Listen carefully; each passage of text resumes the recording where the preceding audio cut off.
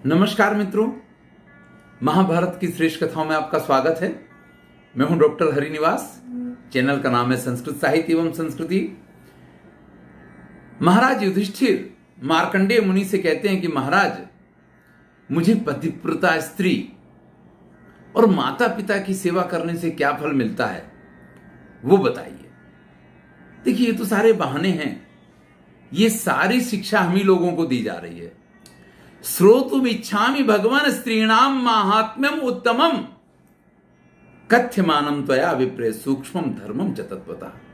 आप धर्म के ऐसे जानकार हैं कि आपके पास से ये सारी चीजें जान के हमारा परम कल्याण होगा, तो आप कृपा करके हमें ये बताइए। क्योंकि मुझे लगता है मान्या ही गुरुवः सर्वे एक पत्न्यस्तथा स्त्रिया। गुरु लोग यानी कि माता पिता, गुरु, ये तो सबके लिए सम्माननीय होते ही हैं, लेकिन जो पत्नी होती है, पत्नी के लिए जो पति होता है, क्योंकि यहां एक पत्न्या, ये स्त्री के लिए लागू नहीं पड़ेगा, एक पत्या ये स्त्री के लिए लागू पड़ेगा। तो जिनकी एक ही पत्नी होती है, जो एक ही पत्नी को आदर सम्मान देते हैं, उन्हीं के साथ अपना जीवन व्यतीत करते हैं, या जो स्त्री अपने एकमात्र पति को अपना स्वामी मानती है, उनकी सेवा शुश्रूषा करती है, हम चाहते हैं कि आप इस सब चीजों को हमको समझाइए। तब मार्कंडेय मुनि कहते हैं, मातृस्तु गौरवाद अन्य पितृम अन्य च मे निरे। कुछ लोग माता को श्रेष्ठ मानते हैं, कुछ लोग पिता को श्रेष्ठ मानते हैं, लेकिन ये बात बिल्कुल सही है कि दुष्कुरम कुरुते माता विवर्धयति या प्रजा। माता वास्तव में सबसे कठिन कार्य करती है जो वो अपने पुत्र को बड़ा करती है। कुक्षिणाम 10 मासांश्च गर्भम संधारयन्ति या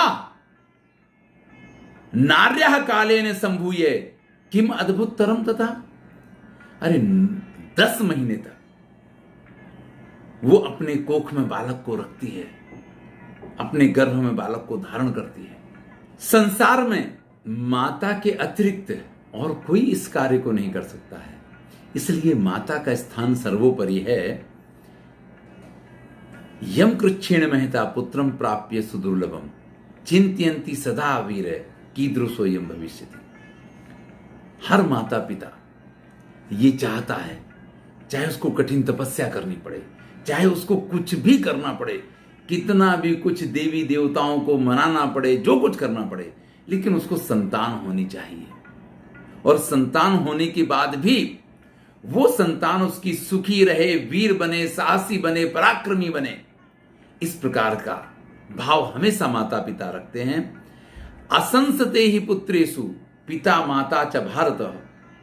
और उनको पुत्र के पास से क्या चाहिए होता है, वो क्या अपेक्षा रखते हैं। मार्कंडेय मुनि कहते हैं, यशः कीर्ति अथ ऐश्वर्यम प्रजा धर्मम तथैव च। हर माँ बाप चाहता है कि उसका पुत्र उनके नाम को आगे बढ़ाए, यशस्वी बने, कीर्तिमान बने, ऐश्वर्यशाली बने और प्रजा का वर्धक बने, यानी उनको एक पौत्र का मुख दिखाए या पौत्री का मुख दिखाए। संतान होनी चाहिए और इसके साथ ऐश्वर्यशाली हो, धर्मवान हो, कीर्तिवान हो। नैव यज्ञ क्रिया काश्चिन श्राद्धम नोपवासकम या तो भरतर शुश्रूषा तथा स्वर्गम जयति। मार्कंडेय मुनि कहते हैं, माता पिता की सेवा से बढ़ के कोई यज्ञ, कोई दान, कोई श्राद्ध कर्म, कोई तप कर्म, कोई जप कर्म, कुछ इस संसार में नहीं। और इसी प्रकार से जो पतिव्रता स्त्री होती है, उसके लिए पति की सेवा से बढ़ के पुरुषों के लिए भी ये चीज लागू पड़ती है कि पत्नी के मान से बढ़ के उनके लिए भी और कोई धर्म नहीं हो सकता है। पतिव्रता पत्नी की कथा सुनाते हुए मार्कंडेय मुनि कहते हैं, तपस्वी धर्मशीलस्य कौशिको नाम भारत। एक कौशिक नाम का ब्राह्मण जो अत्यंत तपस्वी था, वेदाध्यायी था, तपोधन था, एक वृक्ष के नीचे बैठ करके तपस्या करता था, वेदों का सांगो पांग पाठ किया करता था। एक दिन उस वृक्ष के ऊपर बैठी हुई एक बगुली ने उसके ऊपर चरक कर दी, उसके ऊपर बीट कर दी। जैसे ही उन मुनि के ऊपर वो बीट गिरी, मुनि को एकदम से क्रोध आ गया। उन ब्राह्मण श्रेष्ठ ने ऊपर नजर उठा के देखा और जैसे ही उस बगुली पे नजर पड़ी, बेचारी बगुली तड़पती हुई नीचे आकर के गिर गई, उसके प्राण निकल गए। उन ब्राह्मण को अपनी इस तपस्या पे और अपने इस तेज पे अत्यंत गर्व हुआ। दूसरी तरफ उनको बड़ा क्रोध हुआ या बड़ी ग्लानि हुई, क्रोध तो नहीं कह सकते हैं, बड़ी ग्लानि हुई कि क्यों मैंने इस प्रकार से इसको देखा कि इसकी बिचारी की मृत्यु हो गई है। मन में ऐसा विचार करके बलाकाम पतिताम दृष्ट्वा गत सत्वाम अचेतनाम कारुण्याद अभिसंतप्ता पर सोचताम द्विजा। ब्राह्मण उसके बारे में विचार करते हैं और फिर जब वो भिक्षा के लिए निकलते हैं, कई जगह घूमते हुए एक ऐसे घर के सामने पहुंच जाते हैं जहां पहले भी उन्होंने भिक्षा प्राप्त की थी। भिक्षा मांगते हैं, भिक्षाम देहि तिष्ठेत युक्ता स्त्रियः ततः। घर में काम करती हुई स्त्री ने उनसे कहा कि महाराज जरा रुक जाइए, मैं जरा काम खत्म करके आती हूं और फिर आपको भिक्षा देती हूं। इतना कह करके वो जो स्त्री है बर्तन वगैरह धो रही थी, अपने काम में लगी हुई थी।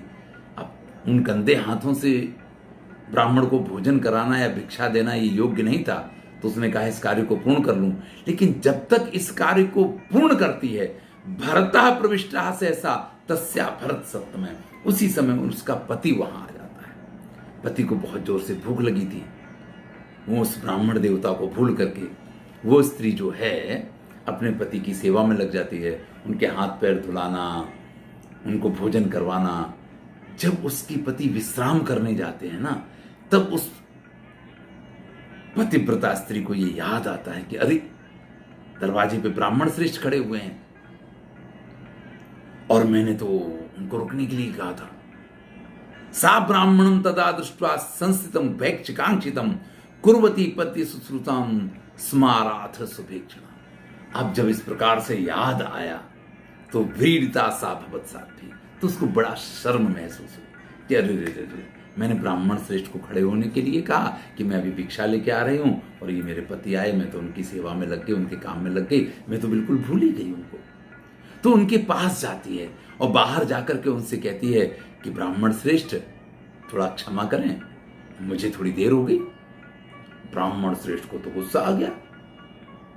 अभी बगुली उनकी दृष्टि से घिरी थी, अभी तक उनका वो अभिमान कहीं गया तो था नहीं।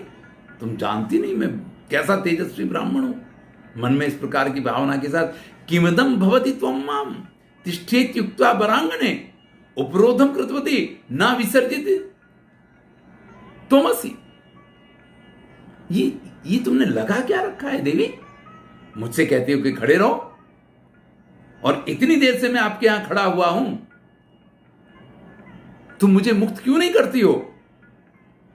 मार्कंडेय ऋषि कहते हैं कि ब्राह्मण का क्रोध देख करके उस विचारी पतिव्रता पत्नी ने क्षमा याचना करते हुए कहा, क्षन्तु अर्हसि मे विद्वान, हे विद्वान आप तो परम तेजस्वी हैं, मुझे क्षमा करें, लेकिन मेरा ये नियम है, भर्तामयी देवतम महत।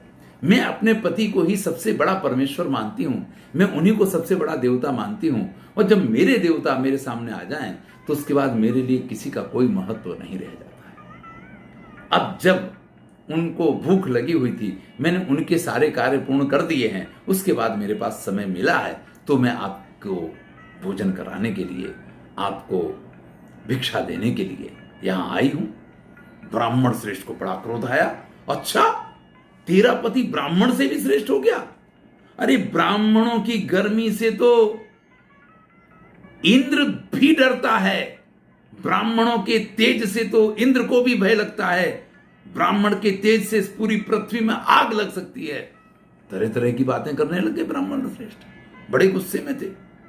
तो जो पतिव्रता पत्नी थी वो कहती है, नाहम बलाका विप्र से त्यज क्रोधम तपोधन। अरे तपस्वी ब्राह्मण, मैं बगुली नहीं हूं, इस प्रकार का क्रोध मेरे ऊपर करने की आवश्यकता नहीं है। मुझे मालूम है मेरा धर्म क्या है, मुझे पता है मैं पति को ही सर्वस्व मानती हूं, मैं पतिव्रता हूं, यानी मुझे क्या करना है ये मुझे मत सिखाओ। मैं आपसे क्षमा मांग रही हूं, इसका अर्थ ये नहीं है कि मैं आपसे भयभीत हूं। ये एक शिष्टाचार है कि मेरी वजह से आपको राह देखनी पड़ी, विलंब हुआ, तो मैं आपसे क्षमा मांग रही हूं। बाकी नाहम बला का विप्र से, मैं वो बगुली नहीं हूं। त्यज क्रोधम तपोधन है, अपने इस क्रोध को अपने पास रखो, भूल जाओ इसको। इस प्रकार से तिरछी नजर से जैसे बगुली को देखा था, मुझे देखने की कोशिश मत करो। रहा ब्राह्मणों के तेज की बात, मैं अच्छी तरीके से ब्राह्मणों के तेज को जानती हूं। अपेय साग्रह क्रोधात क्रतो ही लवणोदका, ये ब्राह्मणों के क्रोध का ही परिणाम है कि आज समुद्र जो है वो खाली हो गया है। तदैव दीप्त तपसा मुनि नाम भाविता मना, और ऐसे ही तपस्वियों की जो दीप्ताग्नि है उससे दंडकारण्य में आग लगी। अगर आपको ये कथा सुननी है कि दंडकारण्य कैसे पूरा धूल से भर गया, आग से भर गया, तो ये कथा आप हमारे वाल्मीकि रामायण का जो उत्तरकांड है उसकी कथाओं में जाइए, वहां दंडकारण्य की कथा है, वहां आपको ये पूरी कथा सुनने को मिलेगी। तो वो पतिव्रता कहती है कि मुझे पता है समुद्र भी इनके तेज की वजह से ही खाली हो गया, दंडकारण्य आज तक जो जल रहा है वो भी इनके तेज का ही परिणाम है। बहु प्रभावा श्रूयन्ते ब्राह्मणा नाम महात्मना, क्रोधा सुविपुलो ब्रह्मण प्रसादाच्य महात्मना। मुझे पता है ब्राह्मणों में अत्यंत क्रोध होता है, ब्राह्मण अत्यंत तेजस्वी होते हैं, ब्राह्मणों का क्रोध उनमें होना नहीं चाहिए। अस्मिंस्तु अति क्रमे ब्रह्मन् छन्तु मर्हसि में लगा, मुझसे ये जो आपका अतिक्रमण हो गया। मैंने आपको ये जब सब ब्राह्मणों की कथाएं सुनाई है ना, किसी ब्राह्मण का अपमान करने का मेरा इरादा नहीं है। ये जो कुछ मैंने आपसे कहा है मुझे क्षमा करें, लेकिन हे ब्राह्मण श्रेष्ठ, पति की सेवा करने को ही मैं अपना सबसे बड़ा धर्म मानती हूं, और वही धर्म मुझे अच्छा लगता है। दैवते स्वपि सर्वेषु भर्ता में दैवतम परम, चाहे जितने प्रकार के देवता हों, सभी देवताओं में मैं अपने पति को सर्वश्रेष्ठ देवता मानती हूं। बला का ही त्वया दग्धा रोसा तद विदितम मया, मुझे मालूम है कि आपने अपनी क्रोधाग्नि से उस बलाका को, उस बगली को जला करके गिरा दिया, लेकिन हे ब्राह्मण श्रेष्ठ, क्रोधा शत्रु शरीरस्थो मनुष्याणाम द्विजोतम, लेकिन मनुष्य के शरीर में विद्यमान क्रोध ही उसका सबसे बड़ा शत्रु होता है। जो व्यक्ति क्रोध मोह का परित्याग करता है वही ब्राह्मण बनने का अधिकारी है। भाई ब्राह्मण की परिभाषा बता रहे हैं, जो क्रोध में डूबा हुआ हो, जो मोह में डूबा हुआ हो, वो ब्राह्मण कैसा? जो जितेंद्रिय होता है, जो धर्मपरायण होता है, जो स्वाध्याय में निरत रहता है, जो पवित्र रहता है, वो ब्राह्मण होता है। जो अपने समान समस्त संसार के कल्याण की कामना करता है, जो धर्म का आचरण करता हुआ मनस्वी होता है, सभी प्रकार के धर्मों में जो लगा रहता है, वो ब्राह्मण होता है। फिर कहते हैं यो अध्यापयित अधीत यजित वा याजयित वा, जो पढ़ता है और पढ़ाता है, जो यज्ञ यागादि करता है और यज्ञ यागादि करवाता है, और यथाशक्ति दान भी करता है, उसको ब्राह्मण कहा जाता है। ब्राह्मण का अर्थ ये नहीं कि आपके पास तेज है और आपने किसी को भस्म कर दिया तो आप बहुत बड़े ब्राह्मण हो गए। महाराज, आप कितने भी विद्वान हों, आप कितने भी पढ़ लिख गए हों, धर्मस्तु ब्राह्मणस्यायु स्वाध्यायम दम आर्जवम, लेकिन आप ब्राह्मण के धर्म को नहीं समझ रहे हैं। ब्राह्मण का वास्तविक धर्म ये नहीं है कि वो अपने तेज से किसको भस्म कर देते हैं, किसको जमीन पे ला देते हैं। ब्राह्मण का धर्म ये होता है कि वो स्वाध्याय करे, दम यानी इंद्रियों को निग्रह में रखे, और आर्जवम यानी विनम्रता का भाव रखे। इंद्रियाणाम निग्रहम चा, शाश्वतम द्विजोत्तमम, जो अपने इंद्रियों को वश में रखते हैं वही वास्तविक ब्राह्मण कहे जाते हैं। और इसके बाद वो कहती है माता पितृभ्याम शुश्रूषु सत्यवादी जितेंद्रिया। आप मिथिला नगरी जाइए और मिथिला नगरी में मिथिलायाम वसेद व्याधा सते धर्मान प्रवक्षति। मिथिला में एक व्याध रहता है, एक कसाई है, वो रहता है, माता पिता की सेवा शुश्रूषा करता है, सत्यवादी है, जितेंद्रिय है। अगर आपको धर्म का ज्ञान चाहिए कि धर्म क्या होता है तो जाइए, आपको कुछ पता नहीं है कि धर्म क्या होता है। उस मिथिला नगरी में जाके धर्म व्याधम तथा पृच्छे गत्वा तु मिथिलापुरी, उस व्याध से जाकर के आप धर्म पूछिए, उसका नाम ही धर्म व्याध है। जाइए उसके पास जाकर के आप धर्म के बारे में पूछिए। ब्राह्मण श्रेष्ठ को क्रोध तो बड़ा आया था, लेकिन उस पतिव्रता स्त्री का जिस प्रकार का अपना एक ऑरा होती है ना, अपनी एक शक्ति होती है, अपना एक तेज होता है, उससे वो अभिभूत भी होते हैं। और वो ये सोचते हैं कि इस स्त्री को कैसे पता चल गया कि उस बगुली को मैंने इस प्रकार से जला दिया या गिरा दिया, मार दिया है। आश्चर्य में पड़ते हैं, उसके प्रति थोड़ी श्रद्धा आती है और मन में सोचते हैं कि नहीं नहीं नहीं, ये अगर कह रही है तो मुझे उस धर्म व्याध के पास जाना तो पड़ेगा। और इतना सोच करके वहां उस ब्राह्मणी से, उस तपस्विनी से, उस पतिव्रता से विदा लेकर के निकलते हैं। मन में चैन नहीं है। चिंत्यमाना स्वधर्मस्य सूक्ष्मम गतिमथा प्रवृत्ति। अपने धर्म की गति के बारे में विचार करते हैं कि वास्तव में मुझसे आज तक जो मैं करता रहा ये धर्म नहीं था क्या? क्या मुझे धर्म की भ्रांति थी? मैं तो यही समझता था कि यही धर्म है। तो वास्तविक धर्म क्या है?